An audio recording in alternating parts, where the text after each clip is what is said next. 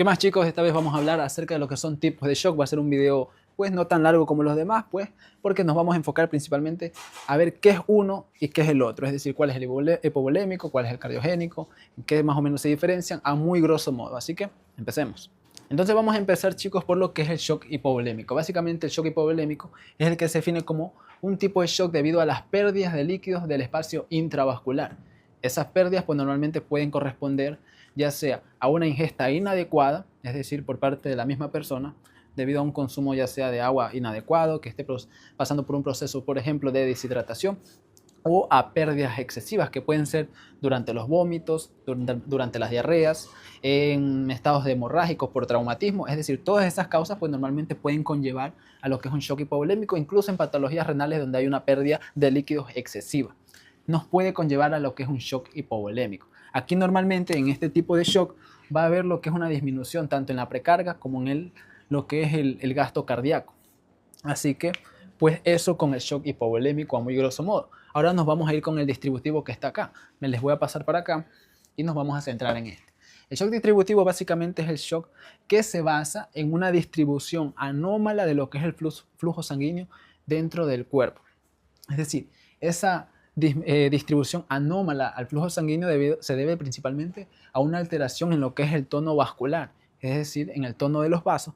Y normalmente dentro del shock distributivo hay ciertos tipos o una clasificación, se puede decir, dentro del mismo, que está el shock neurogénico, el shock anafiláctico y el shock séptico. Todos estos tipos de shock o una clasificación entran dentro de lo que es el shock distributivo porque cursan con una alteración en el tono vascular, debido a que normalmente en la fisiopatología, por ejemplo, del shock séptico, hay un escape de lo que son los líquidos a lo que es el espacio tisular, con lo cual puede haber edema y ese líquido pues causa que a nivel intravascular exista pues una pérdida básicamente y normalmente se conlleve a una mala perfusión de lo que son los tejidos principales o tejidos más importantes como el cerebro, el riñón y el corazón, que son los tejidos normalmente más importantes dentro de los que reciben sangre. Ahora yéndonos a lo que es el shock cardiogénico.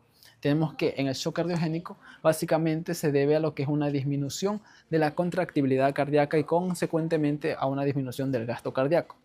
Dentro de las causas que pueden conllevar a lo que es un shock cardiogénico son las que suelen atacar directamente al corazón, como lo que son las arritmias cardíacas, como lo que es un taponamiento cardíaco, entre esas otras enfermedades más que pueden conllevar pues, a la incapacidad del corazón para poderse contraer de una manera correcta.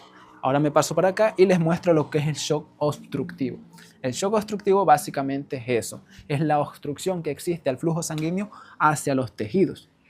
Y esto normalmente pues, puede ver comprometido tanto a la precarga como a la poscarga, ya que pues causas que puedan conllevar al shock obstructivo pues está lo que es un derrame pericárdico, un derrame pleural, un tumor mediastínico, lo que es el excesivo uso de ventilación o un aumento de lo que es a nivel de la PIC en la ventilación mecánica bastante alta. Todo esto puede conllevar a un shock obstructivo o otras patologías como una disección aórtica, una estenosis aórtica, una estenosis pulmonar que puede hacer algo que no permita que el flujo sanguíneo fluya o que el corazón tenga que contraerse o hacer un esfuerzo más grande para poder vencer esa resistencia. A eso se le conoce como shock obstructivo.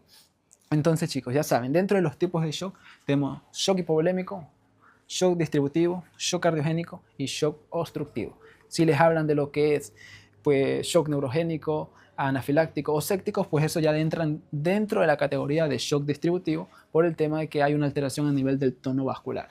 Entonces, ya saben, chicos, eso fue un video a muy grosso modo de lo que son tipos de shock. Espero que les haya gustado. Si les gustó, síganme, denle like, coméntenlo y compártanlo con sus compañeros. Así que nos vemos en otro video.